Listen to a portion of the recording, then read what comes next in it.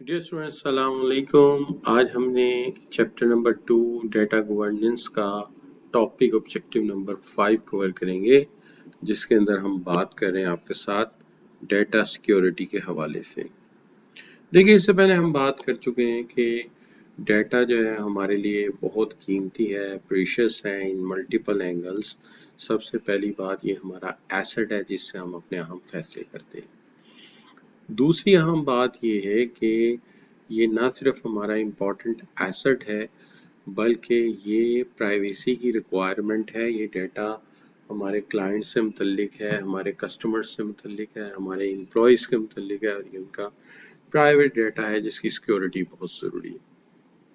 तो हमारी कोशिश क्या है कि हम अनऑथोराइज एक्सेस को नामुमकिन बनाएं, डेटा ब्रीच को नामुमकिन बनाएं और साइबर थ्रेट्स से इसे बचाएं। तो इस मकसद के लिए हमने एक नहीं, दो नहीं, बल्कि मल्टीपल सिक्योरिटी लेयर्स के अंदर अपने डेटे को महफूज रखा हुआ है। ये बिल्कुल ऐसे ही है जैसे कि एक जो एलीट क्लास का घर होता है, उसकी सिक्योरिटी सिर्फ बाउंड्री वाल से नहीं की जाती, वहाँ इलेक्ट्रिकल फेंस भी लगाई जाती है, वहाँ पर जो है वो अच्छे क्वालिटी के गेट्स भी लगाए जाते हैं, और फिर उसके अंदर चीज़ों को महफूज किया जाता है, सिक्योरिटी अलार्म भी लगाए जाते हैं। इसी तरह हम यहाँ पे मल्टीपल एफर्ट्स करते हैं। सबसे पहले हम इस टॉपिक को बता दें कि दो हिस्सों में हम ब्रेक करेंगे।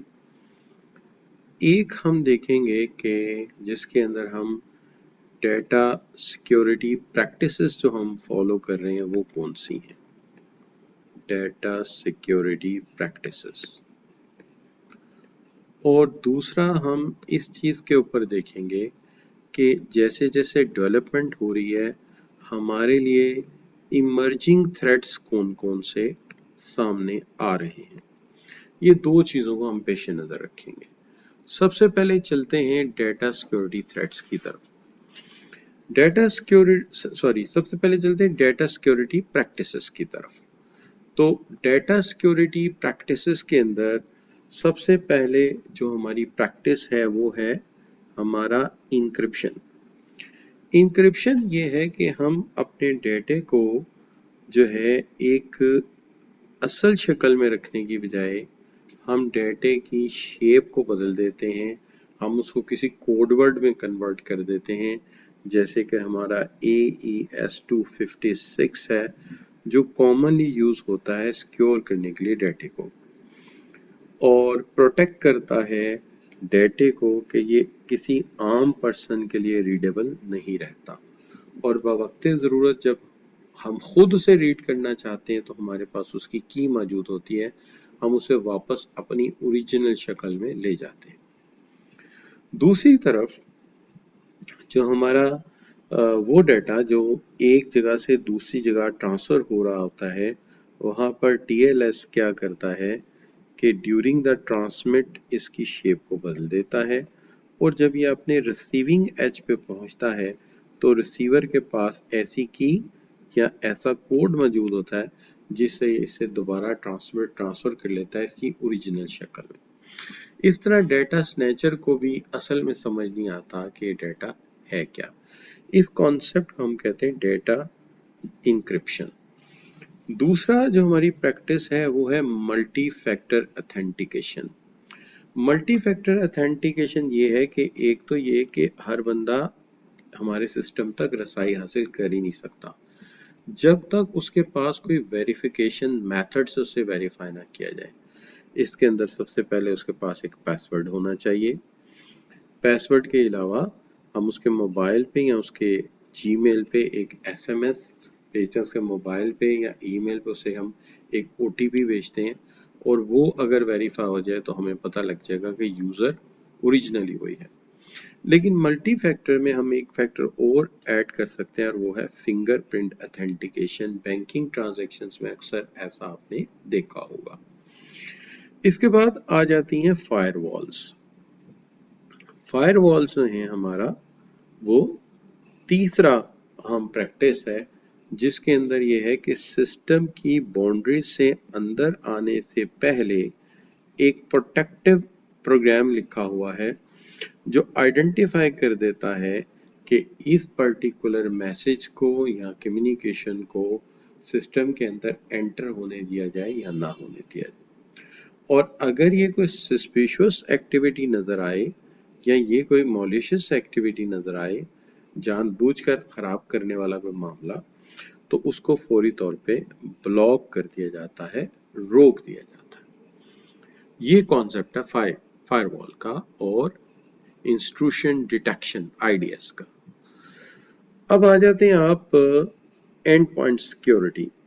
एंड पॉइंट सिक्योरिटी ये है कि अगर ये सारे एजेस भी काम ना कर सके तो हमने अपने लैपटॉप के लिए, डेस्कटॉप के लिए, टैब्स के लिए, स्मार्टफोन के लिए जहां बाकी प्रोग्राम्स रखे हुए हैं, ऐसा ही एक दिफाई प्रोग्राम भी रखा हुआ है जिसको हम एंटीवायरस सॉफ्टवेयर कहते हैं कि कोई वायरस अगर फिर भी अंदर आ जाता है तो हम उसको जो है वो एंटीवायरस की मदद से किल कर देते हैं, राइट जी। और ऐसी सूरत में हम डिवाइस इंक्रिप्शन यूज करते हैं ताकि वो अंदर भी आ जाए तो उसे राइट एरिया जो है वो व्यू नहीं हो सकेगा। अब आ जाते हैं आप DLP। DLP हमारा है डेटा लॉस प्रिवेंशन। इसके लिए ये होता है कि जो हम मॉनिटर करते हैं मूवमेंट ऑफ डेटा, अगर कोई इररेलेवेंट पर्सन जो कि हमारे रिकग्नाइज पर्सन ना हो, अनऑथोराइज हो, तो हम ऐसे पर्सन की तरफ सेंसिटिव इंफॉर्मेशन जाने के प्रोसेस को फौरी तौर पे रोक देते हैं। पर्टिकुलरली कोई ईमेल हो रही है इररेलेवेंट पर्सन को, कोई कॉन्फिडेंशियल इंफॉर्मेशन है, तो इमीडिएटली इस प्रोसेस को सिस्टम अल्टीमेटली रोक देता है। आगे आ जाते हैं अब zero trust architecture. Zero trust architecture ये है कि हम अपने पराये किसी की भी पहचान को या किसी को भी प्रिविलेज नहीं देते, यानी कोई किसी को भी मुस्तस्ना हासिल नहीं है। वो है साढ़े कोल ते तुस। अच्छा बच्चों, अब इसमें मैं ये कह रहा था डियर स्टूडेंट्स के जीरो ट्रस्ट आर्किटेक्चर ये है कि किसी को मुस्तस्ना हासिल नहीं है, कोई अपना है, पराया है, जिस चीज को हमने सिस्टम में एडजस्ट किया हुआ है। अव्वल तो पराये का सवाल ही नहीं है, ज़ाहिर है सिस्टम में हमने उन्हीं लोगों को प्रिविलेज देना है जिनका यूजेज है, लेकिन हम किसी पे ट्रस्ट नहीं करते, हर एक को वेरीफाई करके ही एंट्रेंस देते हैं, चाहे वो हमारा डायरेक्टर है, चाहे वो हमारा एग्जीक्यूटिव ऑफिसर है, चाहे वो हमारा सुपरवाइजर है, चाहे वो हमारा डेटा एंट्री ऑपरेटर है। अब ये जो प्रैक्टिसेस है ना आपकी, ये बेसिकली फर्स्ट स्टेप है इसके अंदर हम डेटा प्रोटेक्शन को या डेटा सिक्योरिटी को कैसे मुमकिन बना रहे हैं। दूसरा मसला ये है कि ये कॉन्टिन्यूस वॉर है, हम पहले भी इस पे बात कर चुके हैं कि इमर्जिंग थ्रेट्स का मतलब ये है कि जो हैकर्स हैं, स्पैमर हैं, जो रेज़मवेयर को एक्ट बेसिकली जो इसके सोर्स हैं वो भी तो IT एक्सपर्ट्स हैं, तो वो भी अपनी स्किल्स को निखार रहे हैं, लेकिन दूसरी तरफ इसका दिफा करने वाले भी उतनी ही मेहनत कर रहे हैं। अब एक दफा फिर देख लेते हैं कि रैंसमवेयर है क्या। बेसिकली ये एक ऐसा तरीका है जिसमें जो एंट्री होती है सिस्टम में वो वाया किसी फिशिंग अटैक के जरिए या किसी पासकोड को स्नैच किया जाता है जहां से ये सिस्टम में एंटर होते हैं। एंटर होने के बाद इनका मौका वारदात ये होता है कि ये डेटे को इनक्रिप्ट कर देते हैं या उसे लॉक कर देते हैं किसी सूरत में, वो आपके लिए काबिल इस्तेमाल नहीं रहता। अब जब आपका सिस्टम हैक हो जाता है और दूसरी तरफ आपके ऊपर बिजनेस प्रोसेस का दबाव आता है, यानी कस्टमर कहता है जी मुझे तो ये काम जल्दी करके दो, और आपके पास जो डाटा है उसका सोर्स नहीं होता, तो उसके पास आइडियल टाइम होता है कि वो आपसे डिमांड करे कि एक बड़ी सी पेमेंट कर दें तो मैं आपका डाटा रिलीज कर देता हूँ। तो ये एक रैंसमवेयर अटैक है, लेकिन इसमें ज्यादातर जो वजह है वो ये है कि कहीं ना कहीं हमारी फायरवॉल वीक थी, कहीं ना कहीं हमारा जो प्रोग्रामिंग कोडिंग थी उसके अंदर पैचवर्क होने वाला था जो हमने नहीं किया, या फिर ये है कि किसी एम्प्लॉय को प्रॉपर ट्रेनिंग नहीं दी गई और उसने किसी ऐसे जॉइंट लिंक को या किसी ईमेल को क्लिक ऑन करके एक्टिवेट कर बैठा। और इससे अगला जो हमारा थ्रेट है वो है इनसाइडर का। इनसाइडर में मोस्ट ऑफ द चांसेस ये होते हैं कि आपका अपना एम्प्लॉय किसी कॉन्ट्रैक्टर के साथ या कोई इंडिविजुअल जानबूझकर मिला हुआ है, वो डेलिबरेटली जो उसको प्रिविलेज दिया गया था उसको वो मिसयूज कर रहा है अपने राइट को, और उस डेटे को स्नैच करके हमारे कंपेटिटर को या हैकर्स को या किसी को प्रोवाइड कर रहा है। ये इनसाइडर थ्रेट है, ये आगे चल के आप ऑडिट में भी पढ़ेंगे, या आप आगे जाके जो आपका लॉ है उसमें भी इनसाइडर थ्रेट्स के बारे में, इनसाइडर इंफॉर्मेशन के बारे में पढ़ेंगे। अब आगे आ जाते हैं AI powered attack. AI powered attack के अंदर ये होता है कि जैसे आप स्टेटिस्टिक्स में देखते हो कि प्रोबेबिलिटी पर्टिकुलरली बायनोमियल में हम कॉम्बिनेशंस यूज करते हैं। ये जो पासवर्ड होते हैं इसको ब्रेक करने के लिए कॉम्बिनेशंस के फार्मूला को एआई में के साथ मैच कर लेते हैं। जो स्पैमर या हैकर है, मैं एक वन ऑफ द वे बता रहा हूँ, और स्टैटिस्टिकल टेक्निक को मर्ज कर दिया जाता है एआई के साथ, और वो at a time millions of possible combinations को आपके सिस्टम पे ट्राई करके आपका जो पासवर्ड है उसे स्नैच कर लेते हैं। यही वजह है कि अब इसको बचाने के लिए हर जगह आप देखेंगे कि आपको ये वेरीफाई करने के लिए कह दिया जाता है कि आर यू अ ह्यूमन, कि आप अगर ह्यूमन हो तो बताओ कि इस तस्वीर के अंदर साइकिल कहाँ कहाँ है, ताकि अगर इस तरह का कोई अटैक है तो 1 से 2 अटेम्प्ट से ज्यादा करेगा तो हम उसको पकड़ लेंगे। लेकिन बहरहाल ये अपनी जगह काम कर रहा है, और इसका जो हल है वो यही है कि डिप्लॉय किया जाए एआई ड्रिवन डिटेक्शन को, कि जिस तरह वो एआई की मदद से यूज कर रहा है तो हमारी एआई ड्रिवन डिटेक्शन ये करेगी कि वो 24 आवर्स ऑफ द डे और 7 days of the week activate रहेगी और इस मामले को रिजॉल्व करती रहेगी, यानी जहां कहीं थ्रेट होगी उसको ओवरकम कर लेगी। राइट जी। अब यहाँ पर आने तक ये ठीक है, ये टॉपिक है इतना ही। लेकिन आप जानते हैं कि जब ये केस स्टडीज की शक्ल में आएगा तो बहुत सारे सवालात जहन में अपेयर हो सकते हैं। जैसे आपसे ये पूछा जा सकता है कि एक कंपनी इनक्रिप्ट करती है, स्टोर करती है इंफॉर्मेशन को using AES-26 but transmit data access the internet without encryption. तो कोई भी ऐसा सवाल हो तो उसमें आपको यही याद होना चाहिए कि AES होता ही प्रोटेक्टेड डाटा है, वो डाटा जो आपके सिस्टम में है, और TLS आमतौर पे ज्यादा जो ये प्रोटोकॉल है ये काम करता है, इंक्रिप्शन प्रोटोकॉल काम करता है जब डाटा एक जगह से दूसरी जगह ट्रांसमिट हो रहा होता है। सवाल किसी जगह यूं भी आ सकता है कि अगर आपसे पूछा जाए कि अगर कोई फाइनेंशियल रिकॉर्ड को एक्सेस कर रहा है यूजिंग ओनली पासवर्ड तो क्या ये ठीक है, तो आप इसको गलत करार देंगे, क्योंकि ऐसी हर अटेम्प्ट में आपको मल्टी फैक्टर ऑथेंटिकेशन की तरफ जाना चाहिए।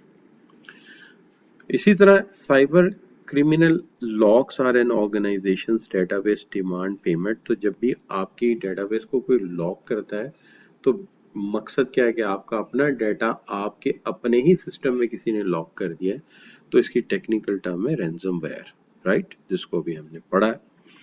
इसी तरह ए डिससेटिस्फाइड एम्प्लॉय शेयर कर देता है confidential information to the customer या customer related record with any competitor या anyone else, तो इसकी टेक्निकल टर्म है कि ये इनसाइडर है जो आपके साथ जो है गद्दारी कर रहा है। और अगर कोई ऐसी चीज पूछी जाए जैसे an organisation verify every access request, यानी हर एक्सेस रिक्वेस्ट को बारे में पूछ रही है, इसका MCQ बना दे, कोई छोटा मोटा क्वेश्चन या केस स्टडी में कहीं टर्म यूज करे, तो इसका मतलब ये होगा जीरो ट्रस्ट आर्किटेक्चर है, जिसके अंदर हम किसी के पास भी कोई भी स्वाबदीदी इख्तियारात नहीं है या किसी कोई भी हमारे स्पेशल प्रोटोकॉल नहीं रखता कि उसको उसको हम चेक या वेरीफाई नहीं करेंगे, मुस्तस्ना नहीं हासिल नहीं है। सो आगे आ जाता है DLP। DLP क्या चीज है? DLP stand for data loss prevention.